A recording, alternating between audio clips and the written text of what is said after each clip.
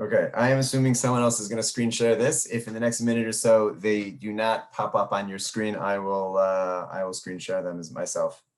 Oh, here they come. Okay, I knew they would. I'm not sure if you'll be able to read that. If you have trouble reading that, there. Excellent. Oh, you're the best. Okay. All right, let's begin. Let us begin. Okay, welcome everyone. It is so nice to have everyone back for our Monday night series. This year, what we're going to be doing is modern Jewish history.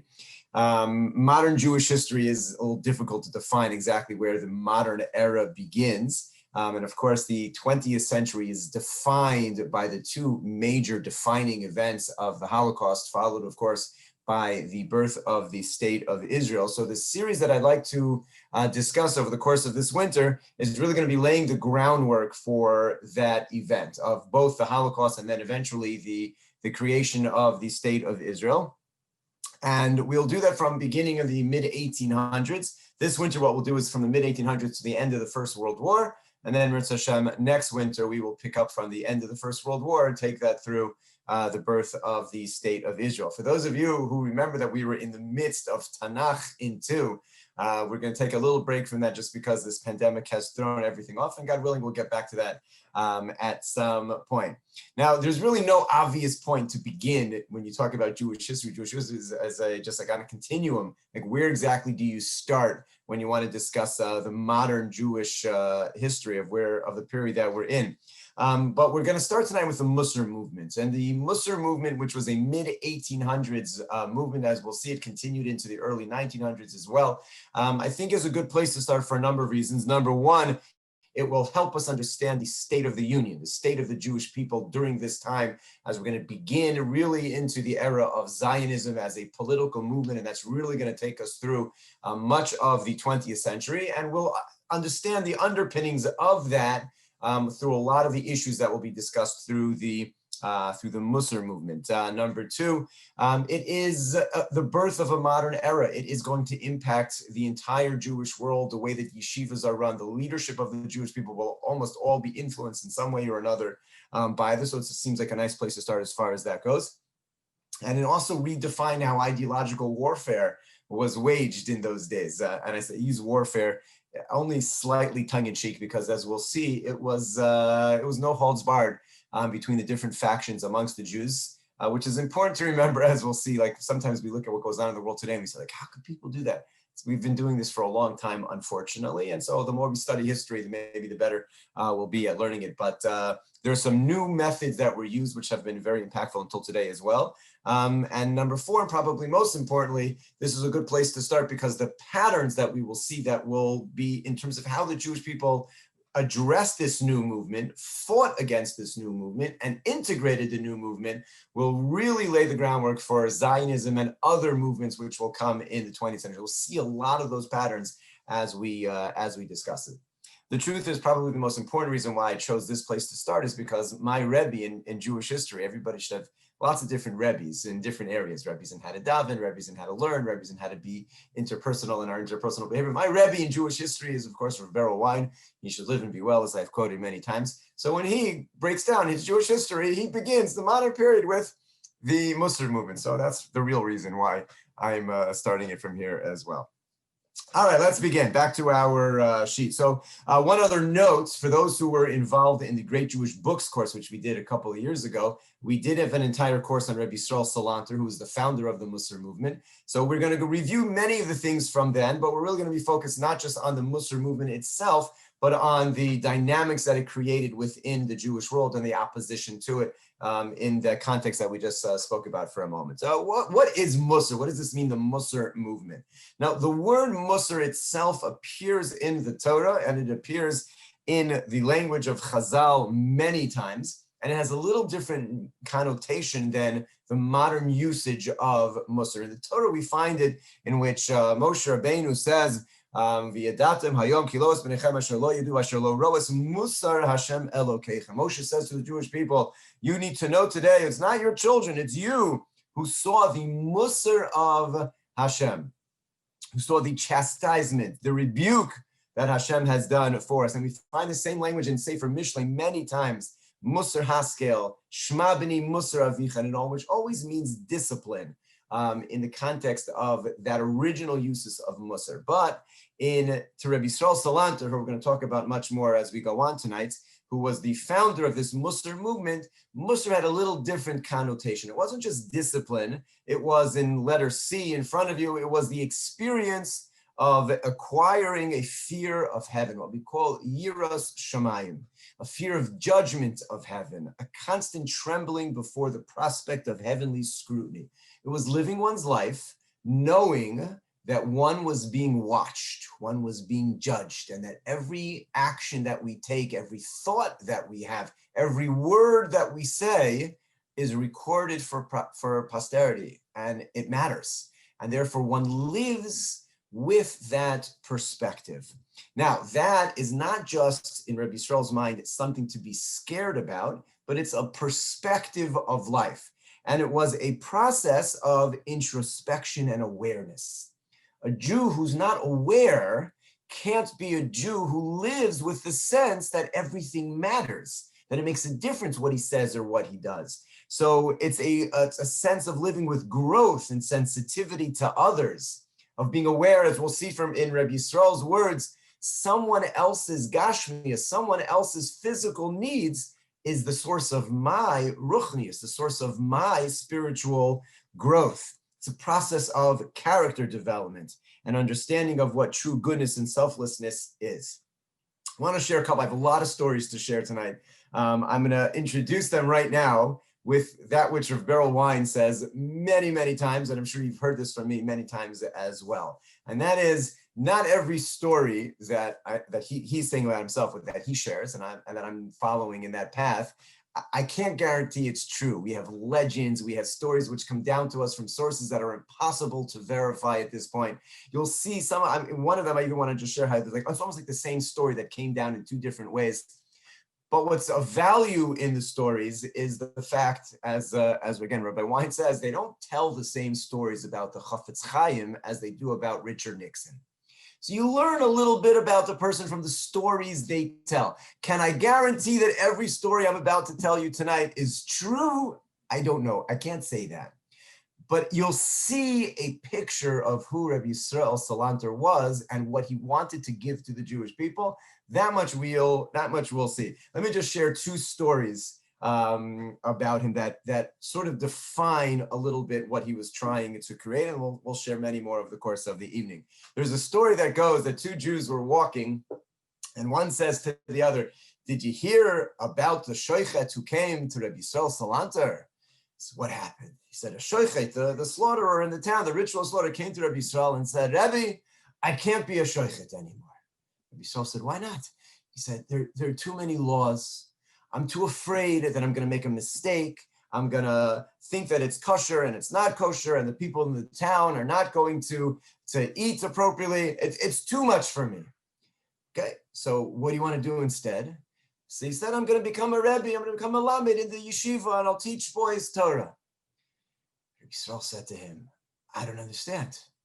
You're too afraid of messing up a ritual slaughter so that a Jew might eat meat that's not kosher, but you're not afraid of messing up a Jewish soul?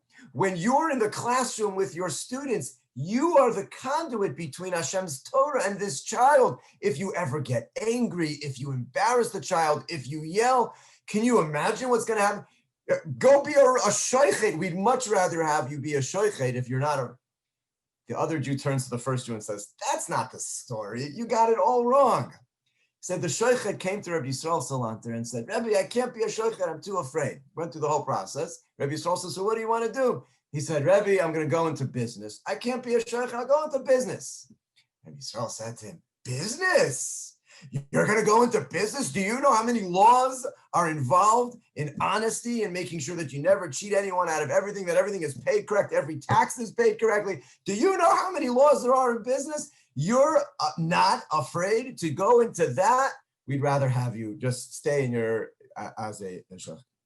That's one story. There's a second story that picks up on a similar theme. His student, who we're going to talk about a lot tonight as well, Rabbi Yitzchak Blazer, known as Rabbi Itzla Petterberger, was his primary student. Much of what we know about Rabbi Yisrael comes from his student. Rabbi Yisrael wrote very little. Don't let any pictures taken of him. We have very little directly through him. But his student wrote a biography and published many of the letters that Rabbi Yisrael had written. He gathered and he published the letters.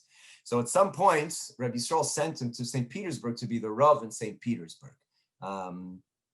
And Rabbi Itzla, his student, Rabbi Yitzchak Blazer, said to Rabbi Yisrael Salanta, Rebbe, St. Petersburg, there was very little in terms of religious life. He said, I'm afraid to go there. I don't know what's going to be. I have to worry about kashrus. I have to worry about Shabbos and mikvah. Who am I going to learn? But to be the Rav in St. Petersburg, I'm so afraid to go there.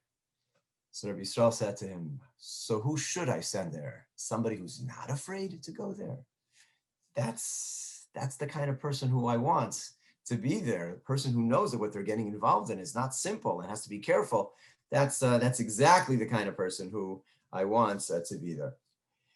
Like all movements in Torah Judaism, and Rabbi Yisrael wanted to create a movement, what he wanted to call the Mussar movement.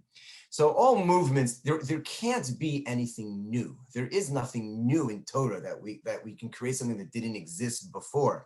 All that there can be is really an emphasis on something that always was there that might have been neglected, might have been secondary. For example, Hasidus and Zionism are going to be movements. Hasidus was basically just picking up on religious fervor, on prayer, on joy, connecting to a Rebbe.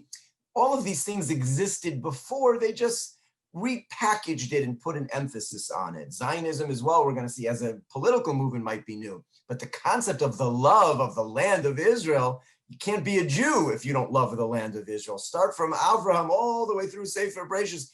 It's nothing other than this is the land that I promise. Who doesn't want to live in Israel? Who doesn't want to move there? Might not be the right time for everybody, but the concept of a love of the Jew in the land of Israel is as Jewish as it gets. Zionism created a movement out of that. Now, all of those things are movements which were already in existence, are different than movements which are coming to change, reform in ways that are more complicated. And usually, and as far as Torah Judaism doesn't have that same type of staying power. Rabbi Yisrael, who had many, many sayings and phrases which he's left us, which we'll get to many, was said his whole existence was, I've come to reform Jews, not Judaism. He was living in an age of the reform movement, of the Haskalah, the Enlightenment, which we'll talk about. And he said, I'm not coming to reform Judaism. Judaism is perfect. I'm coming to reform the Jews who practice Judaism. The Jews had issues, as we'll see. It was a very difficult time in Jewish history. And there were problems, and his mission was to reform the Jews in their lives. And there's going to be fierce opposition to this. And opposition, Rabbi Wein points this out as well, opposition to movements is a good thing. You know, we're a people that's slow to change. We have traditions. This is what my father did and his father did. And whenever anybody introduces something new to us, there's always a sense, we look at it askance and we say like, and then we attack it to see like, what exactly is this? And it's actually a good thing, because that which stands the test, that which manages to survive all of the opposition has proven its worth and will adapt it. And that which really can't survive the opposition, if it can't survive the opposition, so then it doesn't have the ability to make it anyway. And this movement also is going to address or deal with some major opposition along the way. Let's deal with the historical context in which this movement of Rabbi Yisrael comes into existence. And this, again, is very important just for our bigger picture of what we're hoping to cover. Jewish life in the 1800s in Eastern Europe. The reality was a misery. Many people like to glorify life in the shtetl, and if we could only go back to life in the shtetl, and somebody who says that probably does not really understand what life in the shtetl was like. Poverty was horrific. There's no other way to describe the poverty of the Jewish people other than horrific.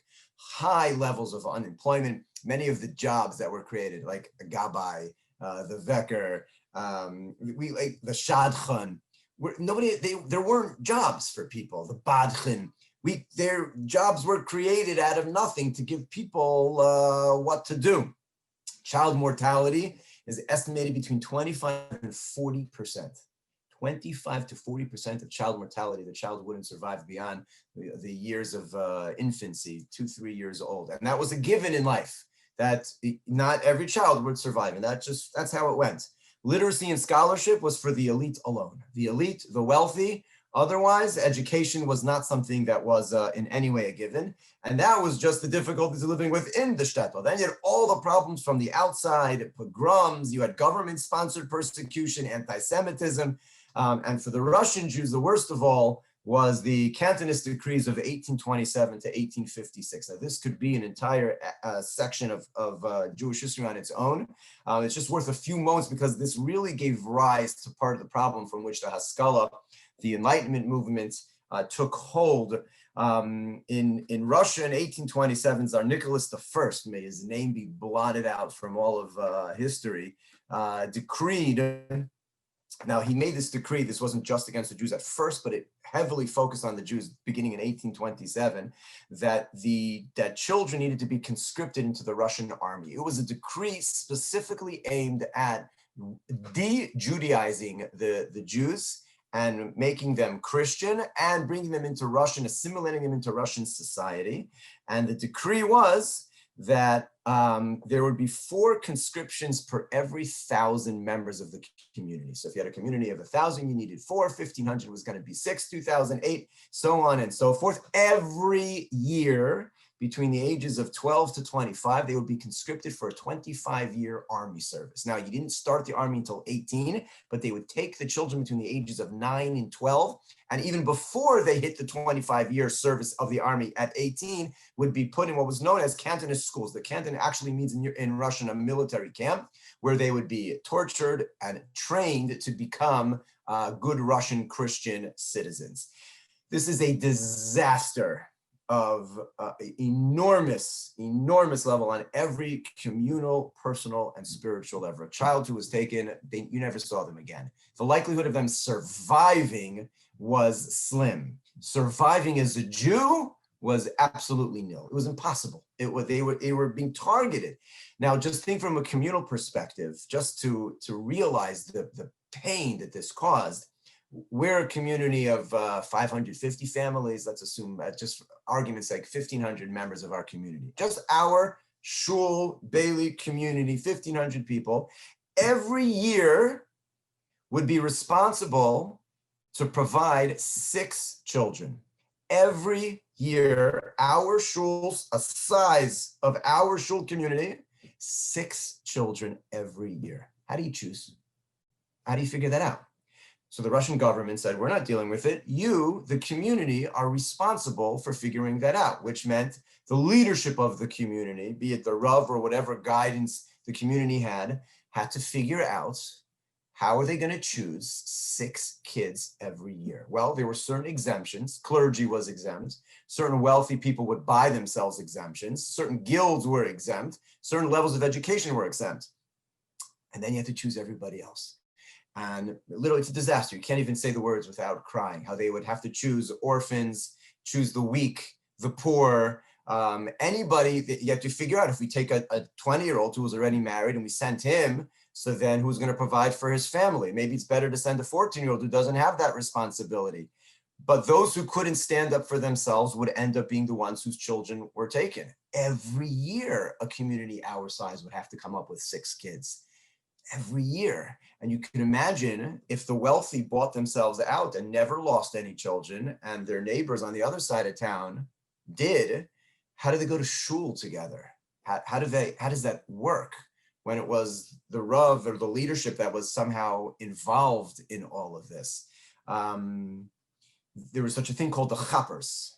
The chappers were literal groups of people who would chap children off the streets. They would literally kidnap them, burst into homes in the middle of the night, take them out of their beds, and hand them off to the Russian government. Take them on their walk home from school, pluck them off, and you would never see them again.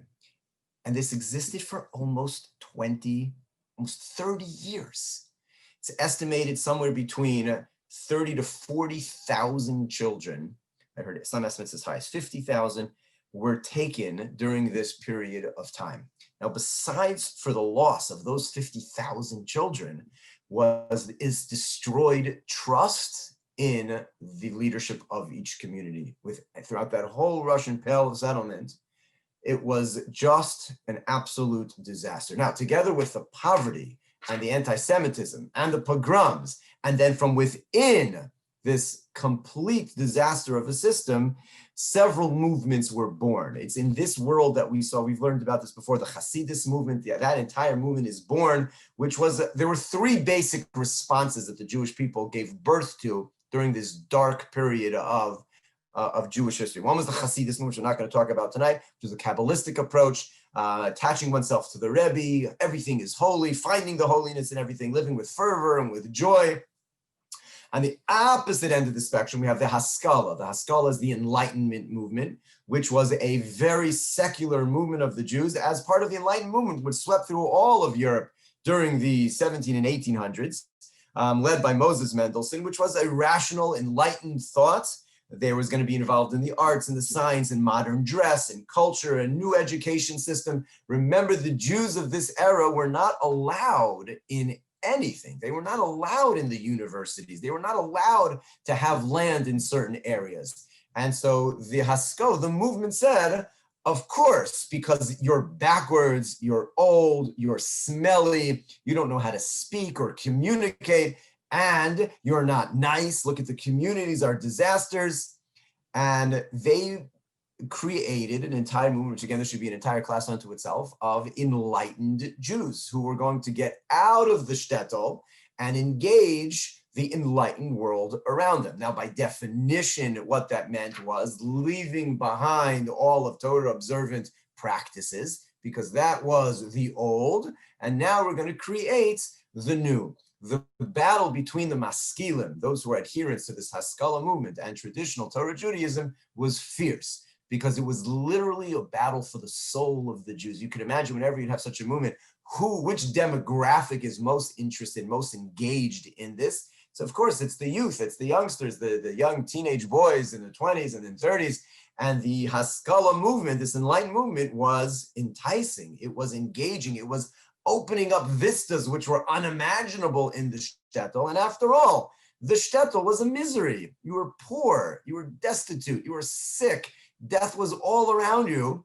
And the Haskalah was promising university, was promising enlightenment, education, theater, arts, science. Except part of that, and this is before there was such a concept of you can do both, that concept didn't exist. You couldn't do both. It was one or the other. And the traditional Judaism was losing the youngsters in droves to the Haskalah movement, which was a little different than the way the Reform movement grew up in Western Europe, in France, in Germany primarily. But it was a similar idea of assimilating and experiencing the world around us, which the shtetl did not do. So traditional Judaism was under attack, a serious attack from the Hasidim on the one side and from the Haskalah movement on the other side. Both of those were an existential threat to the concept of traditional Torah Judaism. If you didn't want to be a Hasid, and again, in the classes we had on Hasidim, the original Hasidim was very complicated. Today we almost view the Hasidim as those who are holding on to Torah Judaism truth, like there is a certain throwback. In the early days, the Hasidim, the Vilna Gaon, for example, wouldn't allow any of his adherents to marry a Hasid because he felt it was a separate religion. It's changed a lot over the years. But in those days, you had the Hasidim on the one side, you had the Maskilim on the other side, and who was going to hold the banner of Torah? So Rabbi Yisrael Salanter's movement was aimed at that. It was going to be a Hasidis movement for non-Hasidim. He actually used that phrase. He's supposedly was once in a carriage riding with the Tzemach Tzedek, who was one of the Chabad Rebbes. And he said to him, I'm going to create a Hasidis movement for non-Hasidim, to revitalize the Jewish people, to focus on the individual, to self-actualize, to inspire them. And what he wanted to do was create a movement that was going to be known as this Mussar movement. And he believed it was going to be a movement was going to be a bridge between theory and practice. And he said, listen, everybody wants to be a good person. Everybody wants to be eulogized when they're finished in this world as having been righteous and kind and sensitive. That's what people want. But what Rabbi Yisrael said is that the problem is that people don't know how to do that. There's something happens in between the theory that they want and the person that they are and the life that they live. I'll bring you an example. I brought this example before, so I apologize if you've heard this from me before. Almost any parenting seminar that you'll go to, the parenting seminar, whatever method or new technique they're promising to teach, will start by saying something along the following lines. No parent wakes up in the morning and says, another day to drive my kids crazy, another opportunity to yell and scream and be exhausted in every way possible that I can make them frustrated with me and I am frustrated with them. Can't wait to get the day started. No one starts their day that way. So why is it that you end the day saying, why was this another day that was so frustrating? So then the seminar says, we're going to give you new tools, whatever it may be. But it's an example of, that's not how I want to be. So Rabbi Yisrael said, that's the Jewish life right now. Everybody wants to be righteous and good and kind and sensitive. You don't have the tools to be able to do so. When you don't have the tools, you fall back in some pretty poor choices. And let Mussar be the discipline that will train us to become the people that we really want to. And that's going to require work. One of his famous stories that they say about Rabbi Yisrael Salanter was he was once walking home late at night and he passed a cobbler working on a pair of shoes late at night, 11, 12 o'clock at night. And he pokes his head in and he says, so late, isn't it time to call it a night and go to sleep? And the shoemaker points to the candle still burning and says, Rebbe, if the candle still burns, there's still more work to do. I can't go home yet. And Rabbi Yisrael said, don't you hear those words? If the candle still burns, there's more work to be done. And he saw that as a concept in life that our neshama is like our candle as long as it's still burning. If we're still here, if we have life with us, there's still more work to be done. Let's talk a little bit about his life and the concepts that he did, and then we'll tie that back into the opposition that he had. Rabbi Yisrael himself, just to give you a sense of the timing that when he was born in 1810 and he dies in 1883, which is an interesting thing, for those of us who still remember 1983. So he died 100 years prior. It's not such a, seems like it's still like not so long ago. Now already, you add another 40 years or so to that. That to my kids, 1883 is already, for a long, long time ago. But that's when he lived. From 1810 to 1883, he was born into a rabbinic family and was very, very young, established as a Talmudic genius. He was known really to be had a tremendous head, and his father sent him to Salant. He wasn't born in Salant. His father sent him to Salant to study under Rav Tzvi Hirsch-Broida. There were many different types of learning going on in those days, and his father wanted that particular type, and so he sent him to the small city of Salant. This small city of Salant became well known, a tiny little city, because it produced three giants in the Jewish world. It, of course, produced Rabbi Yisrael Salanter, Reb Zundel of Salant. Reb Zundel of Salant became Rabbi Yisrael Salanter's Rebbe, not in learning, in life. Let me just say the third one is Reb Shmuel of Salant. Reb Shmuel of Salant eventually moves to Yerushalayim. He becomes the Rav of Yerushalayim for almost 70 years until the early 1900s, Reb Shmuel of Salant. But Reb Zundel of Salant, Reb Yisrael gets to Salant and he's learning under his Rebbe, and he comes into contact with this Reb Zundel, who did not hold any official position, but he was known as a tremendously pious and saintly Jew. And he introduces Reb Yisrael to the concept of Mussar. The legend goes that Reb Zundel used to spend a lot of time out in the forest by himself. And he would think and contemplate, and he would daven, and he would cry, but he did it all by himself. And Reb Yisrael wanted to see, he clearly identified this person as a holy spiritual man. So the legend goes that Reb Yisrael would follow after him, hiding a distance away to be able to watch and learn from Reb Zundel. And the legend goes that one time Reb Zundel caught him, and he turns around quickly and he sees that Reb Yisrael is standing there. Reb Zundel said to him, Yisrael, he said to him, if you want to be a great Jew, before you can become a great Jew, you have to become a God-fearing Jew, to live with yiras shamayim, with the fear of heaven, like we spoke about in the beginning. And Yisrael referred to that incident really, as a life-changing incident. Here he had been focused on his learning, on his ability to become a tremendous Talmid Chacham, and he heard from this Reb Zundel that he needs to be focused on his personal growth, on his level of Yirah Shamayim, of fear of heaven. And that really becomes his calling card throughout his life. He said about himself, I wanted to mention this because it's this week's Parsha, he said about Reb Zundel, he was the Sulam Mutzav Arza. He was a ladder whose the feet of the ladder were planted on the ground, V'rosho Magia Shamayma. But the head of the ladder reaches the heavens, which is Yaakov's dream of this week's Parsha. He said that about his Rebbe Reb Zundel, like we're looking at his feet down here, but his head is up in the clouds, he's up in Shamayim. And Rabbi Yisrael said about him, I don't even reach his ankles. What a great particular tzaddik and person that he was. In 1840, at about the age of 30, Rabbi Yisrael moves to Vilna, and he sets up his Mussar program there in Vilna. We'll get to in a moment exactly what that looked like, but he's not there very long until the Maskilim force him out, which we'll also get to in a moment. Just want to give a little biographical sketch of him. He publishes almost nothing in his life. One of the few things that he publishes, the Geras HaMussar in 1858, and a number of articles in a journal that he founded called Tnuva, which I'll get to also in a moment. There's like so many things to talk about at the same time. I apologize, I keep saying I'm going to talk about it later. But he published his own journal, which was new for a Rav of the town to do so. That in itself was a new thing. But again, most of the writings that we have are from the letters that he wrote, which were published not by him himself, but by his student, this Rabbi Yitzchak Blazer, Rabbi Yitzchak Petterberg. His mission could be defined as follows. He said, listen, the Maskilim, he said, are right. The arguments that they're making, that we're backwards, that we're smelly, that we don't talk nicely, that we cheat, we're not honest, everything that they're claiming about us is true. And we can't inspire the next generation if we stay there. Now, the Maskilim's response to that was, become secular. He said, no, but they're right about their complaint about us, and therefore we need to inspire from within and reform the Jew so that the Judaism that he's keeping is alive and with vigor and in appealing to ourselves, and he said, and to the next generation. He used to say the phrase, it should be that the nations of the world see us and they want to make a bracha on us. Like Hashem promised to Avram, the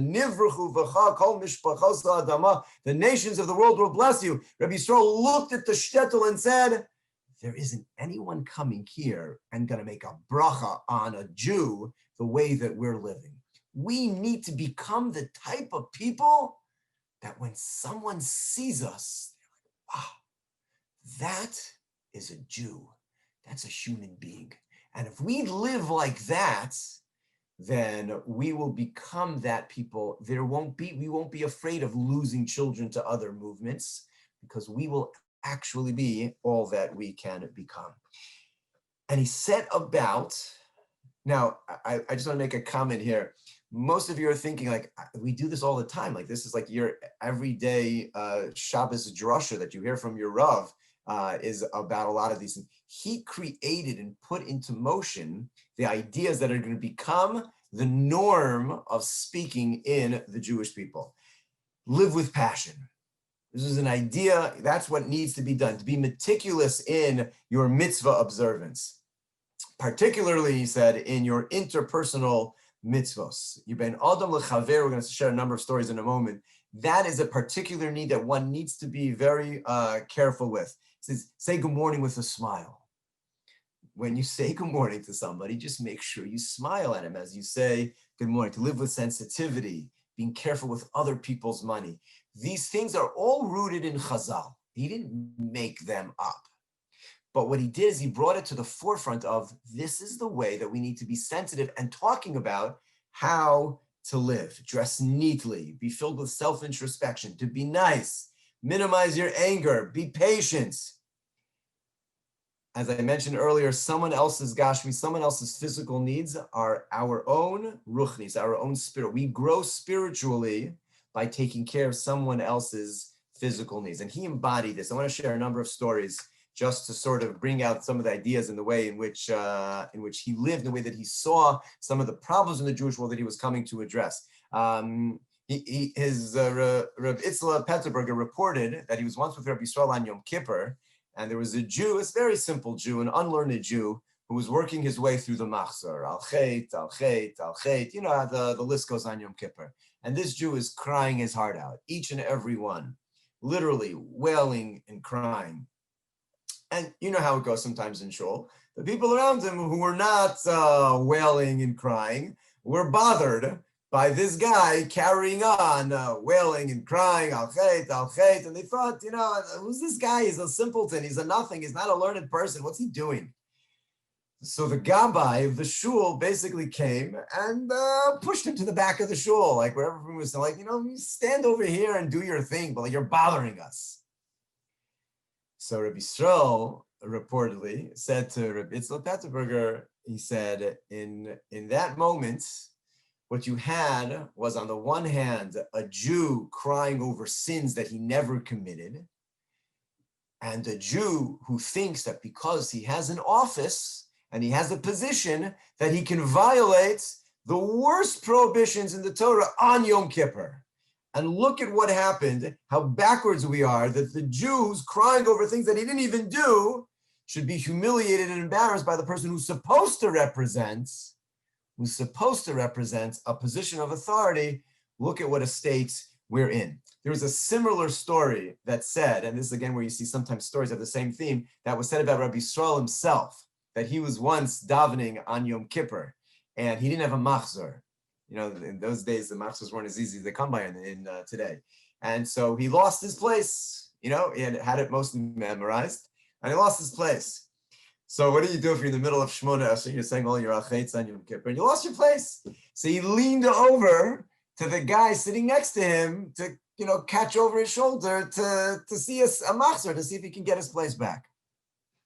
And the other Jew, who was trying to daven Shmona Esrei, also basically pushes him over and got all upset. He said, "What are you doing, ruining my kavanah? I'm trying to daven, and you're doing." And Rabbi Yisrael said to himself, see, we have a problem. Everybody's so focused on their own spiritual growth.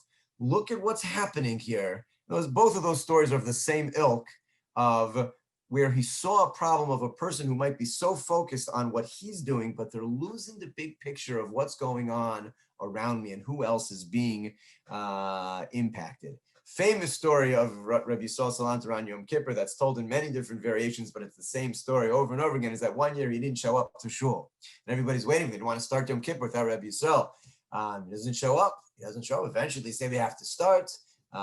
They start, they finish, and meanwhile they're sending people out to look for him. They find Rabbi Yisrael. Where do they find him? As he was walking to shul, he had heard a baby crying inside one of the little homes on his way to shul. So he pokes his head in and he sees that there's a baby in a crib and a 6-year-old girl who had a bottle in her hand, and she'd fallen asleep. And the mother had clearly put the 6-year-old in charge of the baby, and the mother went to shul. Meanwhile, the 6-year-old fell asleep. The baby woke up, the baby's crying. So Rabbi Yisrael stopped in to give the baby the bottle. While he's doing so, the 6-year-old wakes up, realizes that she's home all alone, and says, "I'm afraid, will you stay with me?" So Rabbi Yisrael says, "Of course." So Rabbi Yisrael spent Yom Kippur night babysitting the 6-year-old and the baby, so that their mother would be in shul. And he said, "That's my kol nidre. Here I'm taking care of these 2 little kids. I'm just as happy here as being in shul." He was known for going around town fixing the shutters of the poor people. The windows all had shutters, and he would fix them himself. He would hammer them in. Why would he do that? He said, because at night when the wind blows, the shutters, clank, and it wakes people up. And it shouldn't be that a person has shutters that wake them up. These poor people can't afford to fix it. So I would go around making sure to fix the shutters so that it doesn't wake people up. He was famous for saying, when you put on your tallis in the morning, so you wrap your tallis, make sure when you're putting on your tallis that the strings of your tzitzis don't smack somebody else in the face while you're busy putting on your tallis. And he used to use that again as that same theme of you're wrapping yourself in your own spiritual. Make sure you're not hurting somebody else while you're busy doing so. There's 2 other stories that are reported in his name. He used to have a thing about making matzah and Erev Pesach. He would do it himself. He'd be involved in making the matzah, and one year he couldn't go. So he sent some students to a certain woman who would bake the matzahs. And he gave them a whole shmooze before, and he said, please be very careful not to stand too close, like stand far back when she's making the matzah. I don't want you to be near her when she's doing it. So he's like, what's the big deal? What do you want? He's giving him such a hard time. He said, listen, this woman's an almana. She's lost her husband. And she bakes the matzah. And if you're looking over her shoulder, you're going to put pressure on her. And the Torah has a halacha. You're not allowed to afflict in any way an almana. And I'm afraid you're going to do so in your great zeal to make sure that I get the matzahs that I need. Meanwhile, you're going to be in violation of another prohibition of afflicting this poor woman. Give her space. Leave her alone. She's going to do just fine without you looking over her shoulder. His final Shabbat Shuv, at the end of his life, he moves to Paris. We'll talk about it again in a moment, as I said before. He's going to be living in Paris, and he was invited to give the Shabbat Shuva drasha. There used to be the Rabban who spoke 2 times a year, big drashas, Shabbat Shuva, and he gets up to give his drasha. This is towards the end of his life, and he blanks out. He can't remember a thing that he was supposed to say. See, if the room is packed with people, Rabbi Saul Salanter is giving a drasha, everybody comes to shul. He's standing up there at the lectern in front of everybody. He's got nothing to say. Put his head on his shoulder, on the lectern, on his hand, and he started to cry. And after a few moments of weeping, he looked up and he said to everybody, he said, you see what becomes of a mensch? You see what becomes of us? We spent our whole life and we're worried about, did this person give me enough honor? Did that person treat me well? And all of these things, this pettiness that we run around with. He said, look what happens. And he sat down. And again, it says, as is reported from those, that was the most powerful Shabbat Shuvah drasha leading into Yom Kippur that a person could hear. Rabbi Yisrael standing there with crying over his inability to remember anything, that his final words on earth, his final words on earth were, he died almost penniless with nothing. And he was in an apartment on his own in Paris, and the landlord was in the building with him. And he called the landlord in and said to him, don't be afraid of being in a room with a dead body. There's nothing wrong with it, and there's nothing to be afraid of. And literally the last words of his life were trying to put someone else at ease, that they shouldn't be afraid of the situation of being with him, as he knew that he was about to die. There are many, many stories of Rabbi Yisrael. They all have the same theme, and that is he was a giant in interpersonal relationship, in being sensitive to the needs of others, and was invested in bringing that to all of us. What was his method? How was he going to do this for the rest of us? So first of all, he brought back the old traditional Mussar farm. He was not the first one to create the idea of a Mussar sefer. Mesilas Yesharim by Reb Chaim Lutzato. Moshe Chaim Lutzato was one of the classics. The Path of the Just was a classic. He brought back Mussar works, which had been written in previous generations, as a primary source of study. And he had a number of tools that he brought into the Jewish world. One was known as Hisbodedus. I'm on the top of the page there on the other side. Hisbodedus is seclusion, something that he learned from his Rabbi Reb Zundel, to be by oneself, to be able to think, to be able to unplug, something that we are so desperate for in today's day and age, where we're plugged into our phones. Life never stops. We never get a break. There's always something going on. The idea of being able to sit by oneself for a few moments and just contemplate, just to think, to take stock of who am I? What am I? What are my goals? Am I reaching them? What do I need to do to get there? A person, I think, in our day and age, if it wouldn't be for Shabbos, when would we have a second? Our days are so filled. We can't ever get away with it without being busy with something. Shabbos is such a gift. So even within Shabbos, we need to learn how to utilize it. But the idea of contemplation, of just spending some time thinking. He created a concept called the Beis HaMussar. He wanted a house, a designated place where in that house you would study Mussar, so that's what would take place. You would go to a place. It's always easier to do something when the people around you are doing it. Use Shabbos or kosher as an example. If you're in a community where all of your friends and family are keeping kosher and keeping Shabbos, it's a whole lot easier to keep Shabbos and keep kosher. If you get thrust into an environment where no one around you is doing it, that's a lot harder to swim against the stream. Even though it's something that we might value and want, it's just hard when nobody around us is doing it. It's one of the great values of community, of shared values. So he said, if we want to work on Mussar, we need a place to do it, that when you walk in, this is what's going on over here. This is what we're studying. These are the types of behaviors we're trying to create within the community. And there'd be a place, the way that he wanted it is that a person would come home from work and they would stop off in the Beis HaMussar for a half hour and they would learn there. That's what you did.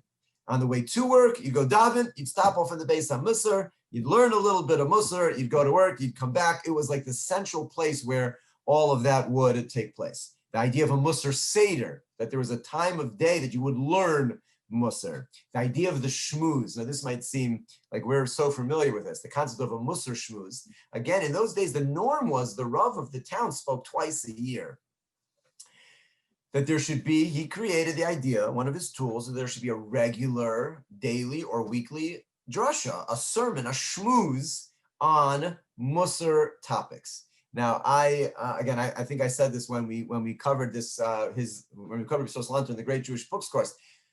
I wouldn't put a number. I don't know how to put a number on it, but I would put a very high percentage of Rabbanim today. If you would go to any shul in the world, I would guess it's over 85%, 85, 90% of Rabbanim in the world, when they give a Shabbos drasha, what you leave with after the drasha is some ethical message. They're not giving a shir in halacha during their Shabbos morning drasha. They're giving a drasha that leaves the listeners with a take-home message to be better, to be a better Jew, to be a better interpersonal and interrelationships, marriage, raising children, at work, whatever it may be. It's not something just in halacha. And that was his creation, that should be a shmooze, the type of topics that are discussed. The idea of a pinkas or a personal ledger, a person of a cheshbon nefesh, they would write, keep track, a journal. How am I doing today? What did I do today? What did I accomplish today? What do I need to be better at? The idea of living with hislavos, with fervor, with tefillah, with a sense of purpose, to break us out of mitzvos anashim milimuda, living life by rote, fulfilling mitzvahs. Chazal talk about doing a mitzvah but not even thinking about it. Again, I've told the story many times. I don't know if it's an apocryphal story, but I heard it from, or in the name of Rabbi Yisrael Reisman, who was the Rav of a shul in New York, that he was once asked a question by somebody up in the mountains during the summer, one davening. The person came to him with his tefillin shel yad on his hand, already wrapped on his hand, and he was holding his tefillin shel rosh in his hands. And he said, Rebbe, I'm not really sure what I'm doing right now. I'm not sure if I'm in the middle of putting my tefillin on before davening, or if I just finished davening and I'm taking my tefillin off. And that's representative of, we are thinking about so many other things when we daven. We don't even know if we davened or not. Like I'm not sure did I just daven? I don't even remember what I just did over the last, maybe it's 5 minutes, 10 minutes, 20 minutes, whatever it may be. Now, again, I don't know if that story actually ever happened, but it's indicative of everything is by rote. I'm just going through the motions. And his mission in life was to break us out of that particular, that way of life. And that's going to be the challenge of living in a modern world, but being alive with our Judaism. I put here in the box a number of just sayings and teachings, since they're so beautiful. I just want to quickly run through them. One's character traits are his only true possessions. What does a person have in life? This is actually based on a Rashi and Chumash in the beginning of Parshas Noach. But he would just say it in ways that you would remember. That is what you have. Who you are, the traits you have, that's your most important possession. And he would say it's more difficult to fix a single negative character trait, more difficult than reviewing the entire Shas, all of the Talmud, 2,700. Easier to do that than to work on and correct a single character trait. There is no needier person than one who is dependent on kavod. Oh, what a phrase. There is no one more needy in the world than somebody who needs kavod. Person's ability to see in the distance can be obstructed by a single coin. We're blinded by money for really being able to see. Don't recommend bitachon when it comes to another person's need. Brilliant phrase. You know, we can talk about bitachon, having faith and trust in Hashem all we want, and we need to. I actually think it's something we don't talk about enough. But don't start talking about it when someone else is having a problem and you say to them, oh, you just need to have bitachon. No, he has a need, fix his need, help him, take care of him. Don't talk to him about bitachon. You have your own needs, you want to talk about bitachon all you want. That's great. But don't throw bitachon on someone else's problem. Fix it, help him, be there for him. And I mentioned before, when you wrap yourself with your talis, don't slap someone else with your strings. And he said it's worth a study of a lifetime of Mussar to refrain from a single word of lashon hara. The Chafetz Chaim is going to make that idea famous. Just one word that you refrain from saying an entire lifetime of work is worth it, just for that one word of lashon hara that you're able to do so. And lastly, when he was once told that a shochet had been disqualified, there were suspicions regarding the flaws in his knife. A knife has to be it's very complicated, the knife that the shochet uses. So there was a shochet in one particular town who was disqualified. The people in town were suspicious that his knife wasn't being used right. So Rabbi Yisrael commented, who knows how many flaws were in the knife used to slaughter the shochet? This is his livelihood. So how many flaws were in those people themselves? They were the knife that slaughtered him, while they're so worried about the flaws in his Okay, let's take the few moments that we have left and talk about some of the opposition that he faced. And he faced a lot of opposition in his life. The opposition really came from both sides. On the one hand, it came from the Maskilim, the Enlightenment movement. Now, they're a very interesting dynamic with Rabbi Yisrael, because on the one hand, they originally viewed him as an ally. And that was because he was basically saying the same things as them. He was saying the Jewish world is broken. The people are not honest. They don't act with integrity. They don't act with sensitivity. They're not modern. They don't look right. They don't talk. Everything that they were saying, and he gets up there and says the same thing, except he looks like a real religious Jew. So they actually viewed him as an ally at first, but they didn't fully understand. They eventually came to that conclusion very clearly, that while he agreed the Jew was broken, he did not think Judaism was broken. And therefore he set out to fix the Jews, but not Judaism. There's a phrase, again, that I've heard from Rabbi Wein hundreds of times, not to confuse Jews with Judaism. Judaism is perfect. Hashem's law is as perfect as it can be. The Jew fulfilling that law, human being, not necessarily perfect. And the mistake that we make, and certainly the nations of the world make looking at us sometimes, is confusing the Jew with Judaism. The Jew is not perfect. It's true. We have our own flaws as individuals, as people. But that doesn't mean Judaism isn't. Rabbi Yisrael said, we don't need to change Judaism. We just need to reform the Jew, to inspire him to live with passion and everything that an inspiration that he needs, and that will fix all of our problems. So the Maskilim actually, again, thinking that he was on their side, in his early years in Vilna, the Russian government set up, it's hard to go back to a day and age where this is the case, they set up rabbinical schools to train modern rabbis. The Russians, again, were interested in modernizing the Jew. And so they actually set up rabbinical schools in which they were going to, and they hired all the Maskilim as teachers, they hired non-Jews as teachers, and the Maskilim suggested that Rabbi Yisrael should be the head of this new rabbinic school. Rabbi Yisrael, of course, declined. And the Maskilim went to the government, and the government then invited Rabbi Yisrael to become the head of this institution. And that is an invitation that you can't refuse. And so he left town in the middle of the night. He left Vilna, which he had been in for 8 years at that point. And in 1848, he basically flees to Kovna, to Lithuania, and he sets up shop there. Now, whereas in Vilna, he had been very successful. He had set up a number of these Beis HaMussar's houses, and it became a movement. It became things that people did. When he gets to Kovna, he does not have that same success. One of the reasons was the Maskilim of Vilna spread the word that he was anti-Maskilim, and not just that he was anti the Maskilim, he wasn't an ally of theirs, he was actually their greatest threat. They came to realize that yes, he recognized the same problems, but he had a different solution. And if he were to succeed, if he were to raise the level of the Jew and inspire them, then their fertile ground, their low-hanging fruit that they were getting for their movement would be at risk. And so they became mortal enemies of Rabbi Yisrael and his Mussar movement. And the Enlightened movement and he and the Mussar movement had many, many clashes. Again, it's very hard for us to go back into an era where the fighting was the way that it was, but that's the way it was. I just want to share two quick anecdotes that just demonstrate the tension between the Enlightenment movement, these Maskilim, and Rabbi Yisrael. One has to do with Rabbi Yisrael's own son, his youngest son, Yontiv Lipkin, left Torah Judaism. He was a math genius. He shared the genius of his father, but not the soul of his father, as was very common in those days, as it is today.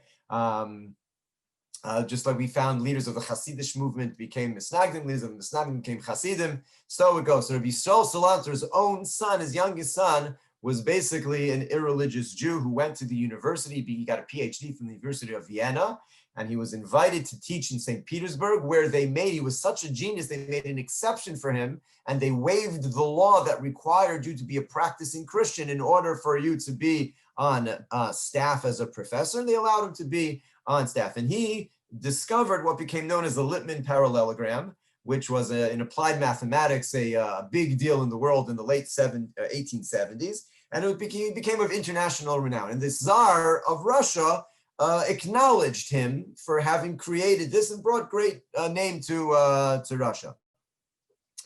The Maskilim took out an ad in the paper, and the ad they took out declared how this son, Rabbi Yontiv Lipman, was the crown jewel to his saintly father, and the father who did not prevent his son from studying in the university, so that Torah and wisdom will be united in the person of his son for the glory of the Jewish people. L'shem u'letiferet, so the Maskilim prayed, what an amazing thing that we have the saintly leader and his son has brought such honor to the Jewish people through this mathematical discovery.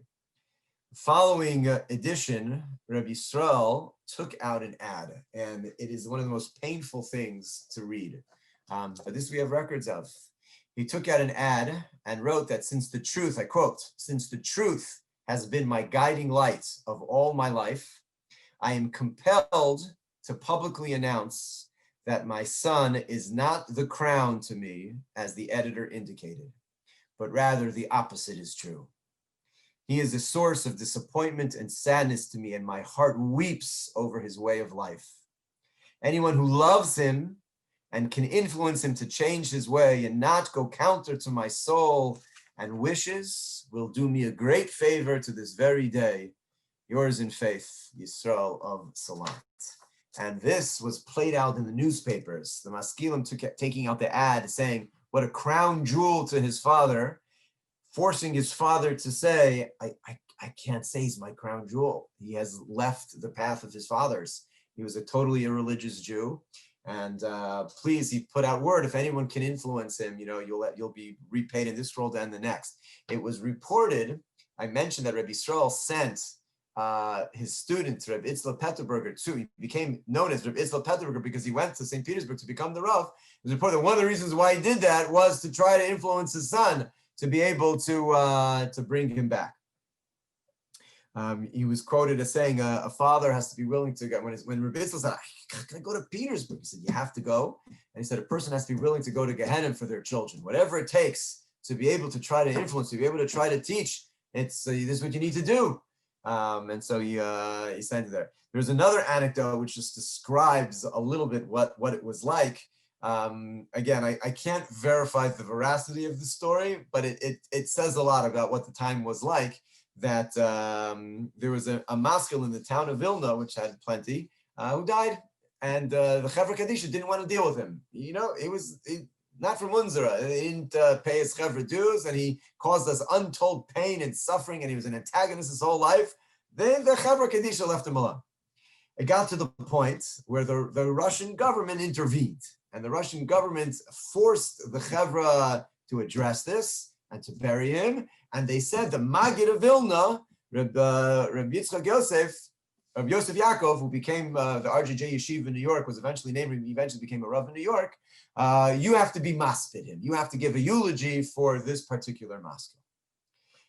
So the story goes that Reb Yaakov Yosef gets up. Now, in those days, eulogies were not like eulogies today. Eulogies were dissertations in halacha and gemara, Agadata. There would be a whole sheer. The way that they would put the whole thing together it was a lost art form of the way that they used to eulogize in those days. So he gets up. He says, I really don't know what to say. I've never delivered a eulogy for a maskil, a person who was antagonistic to Torah life his whole life.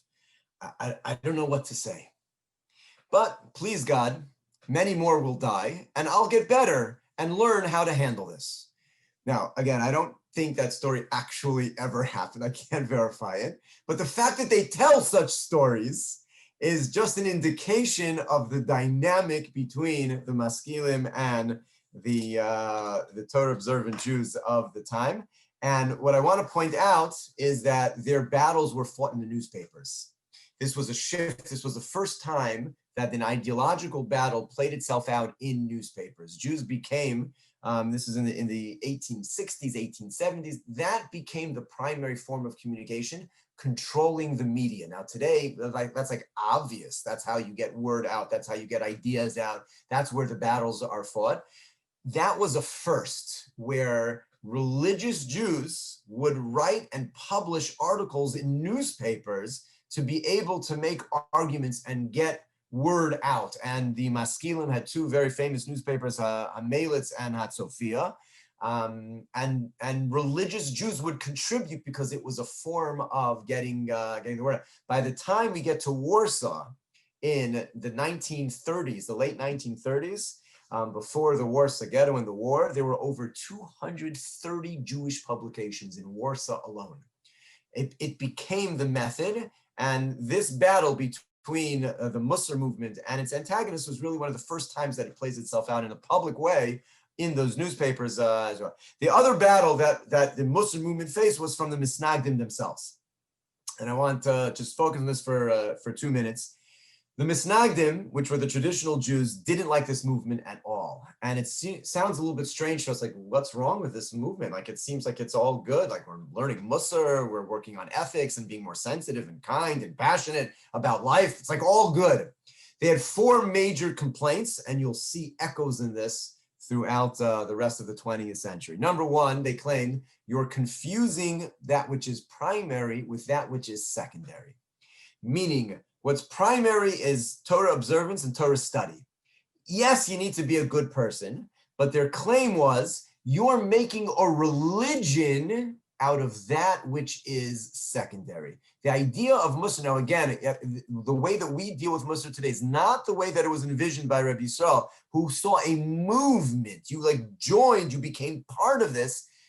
They argued you're making a religion out of this. We're not a religion of Mussar. We're a religion of Torah. We're a religion of Torah observance and learning Torah. And you have to learn a little bit of Mussar. You have to become a better person. But you're making this into its own religion. Number 2, they said, you're creating, it's divisive, that which you're doing. In other words, if you were part of a base on Mussar, so you were in the club. And if you weren't, so then you're out of the club. And by definition, it can't be that there's something going on that you're either, like Torah Judaism is Torah Judaism. There shouldn't be you're a card-carrying member of something or not. That's not how it works. And it shouldn't be that you're either in or not in. If it's valid, then it's for everyone. And it became an elitist movement, specifically when he moved from Vilna to Kovna, where it didn't take hold of the masses and it became its own little group. It had arguments against it that it was too modern, because again, he was addressing the same issues as the Maskilim, and he was trying to, you need to dress nice. You need to dress in a way that looks appropriate. They were into secular studies because we need to reform, and you become educated a little bit. So those issues, in the same way as the religious community was very opposed to the Haskalah, who openly threw away everything, and obviously Rabbi Yisrael was not at all involved in throwing away everything, but the idea of introducing secular studies and a modern way of dress rubbed that group the wrong way as well. And the very simple claim they had of, this is not what the Tata did. Like, whatever you're introducing, it's new. It's not what my father did. It's not what his father did. And therefore, there's a lot of disdain with that which is new. This battle between the Misnagdim themselves, the religious Jews, and the Mussar movement really is what, I don't want to say can't say put an end to it, but it developed more after Rabbi Yisrael himself died, and then the movement was taken over by a student, Rabbi Yitzchak Blazer, as I've mentioned. He moved back from St. Petersburg to Kovna, and he became the head of the Kollel in Kovna. The Kollel in Kovna had about 160 people at its height. Many of the last of that group were leaders in America. Rabbi Ruderman, who was Rosh Hashiva of Ner Yisrael in Baltimore, Rabbi Yaakov Kamenetsky in New York, were part of that as young men. They were part of the Kovna Kollel. Part of the Kovna Kollel supported a yeshiva right across the river in Slobodka. Slobodka actually means suburb. And there was a yeshiva founded there. And the money that the Kollel raised for its Kollel, a little bit of it was siphoned off to the yeshiva. From that, there was a lot of tension. The Maskilim claimed that the Kollel, which was led by Rabbi Yitzchak Blazer, was stealing money, and then they were supporting a yeshiva, which was illegal at the time. They weren't supposed to do that. That whole story is a fascinating story in Jewish history. I'll leave it aside for now, other than that Slobodka yeshiva split into two. The yeshiva that we know as Slobodka is really the second yeshiva which broke off. What I want to just conclude that section with is that there was a conversation between Rabbi Yisrael Salanter reportedly and Reb Chaim Brisker. Reb Chaim Brisker was one of the leaders of the Misnagdim, of the yeshiva world. And Rabbi Yisrael said to him, listen, what I'm doing is like comparable to medicine. The Jewish people are sick. And when the Jewish people are sick, you have to take medicine. And sometimes medicine is painful. And so your claims that it might be elitist, or it's playing up a secondary issue and making it primary, maybe a little bit of it is true, but we need it. We're so desperate for the medicine. We're so sick. Sometimes you have to swallow a bitter pill to heal yourself. And Reb Chaim Brisker reportedly said, I agree to your parable in the same way, but you have it backwards. If a healthy person takes medicine, it often is dangerous and harmful to him. It only works if you're sick. And what you're creating is like a poison. So listen, if a person, Nebuch is sick, so we literally put poison in our bodies sometimes to heal the sickness. But if a healthy person would take that poison, disaster for him. What you're doing is that. In essence, what they were arguing about is whether or not the Jewish people were healthy or whether or not they were sick. Reb Chaim Brisker said, we're learning Torah. We're healthy. We don't need any of this. And Rabbi Yisrael said, no. You guys are sick. You do need this. And so, two Jews, two opinions as to whether or not this was necessary or not. Was he successful in his movement? The answer is a very simple yes and no, as is a good Jewish answer for all big questions. As a movement, no, he was not successful. The movement fizzled out and did not become what he envisioned it as a movement. But what it did do is it became integrated into Jewish life. All of the idea of a Mussar shmuz, the idea of a Mussar seder, time designated to learning Mussar, the idea that a Rav would get up and deliver a shmuz regularly to his congregation, all of those ideas are standard, normal things that we don't think twice about. And the yeshiva world adopted his methodology in an entire world of the yeshivas. A whole system, Kelm, Navardok, Slobodka, Telz, Radin, Mir, Kletsk, and Slutsk, all of these yeshivas, some of which are even more well-known than others, were all founded by students of Rabbi Yisrael and founded in the vision of the Mussar movement. And so the movement itself became integrated into the Jewish world. As a movement, it fizzled. There's no such thing as the Mussar movement anymore. The idea that he promoted did become part of Jewish life. These ideas of the arguments against it, we will see, are literally, as we move now into Zionism, as we pave the way in our next couple of classes, the exact same issues of taking something secondary and making a religion out of it. It's not what the fathers did. We're going to see these ideas play themselves over as we go through the rest of 20th century Jewish history, and the clash between the three, what were at that point three camps. You had the Hasidim, You have the Maskilim, the enlightened secular Jews, which are really two camps, the Reform and the Maskilim, some in Eastern Europe, some in Western Europe. And then the Misnagdim, the Torah Jews, the traditional Torah Jews who are just the non-Hasidim, who are now invigorated with Rebbe Yisrael, are now going to move into the next stage, which is the birth of political Zionism, and how the clashes that they had already throughout the 1800s are going to manifest themselves in that as well. And Mirza Hashem will get to some of that as we continue our travels through Jewish history. The Mussar movement as itself, as Rabbi Yisrael was an impeccable person and left us with so many amazing stories and so many amazing lessons, which are relevant to today in terms of how to live with inspiration and passion and sensitivity to someone else as we increase our own spiritual growth, but always looking out to make sure that our spiritual growth does not come at the expense of anybody else around us. Okay, that'll be the end of our first session. Look forward to getting together next Monday night, Mirza Hashem, as we continue our journey. And the handouts are there. And have a wonderful night, everyone.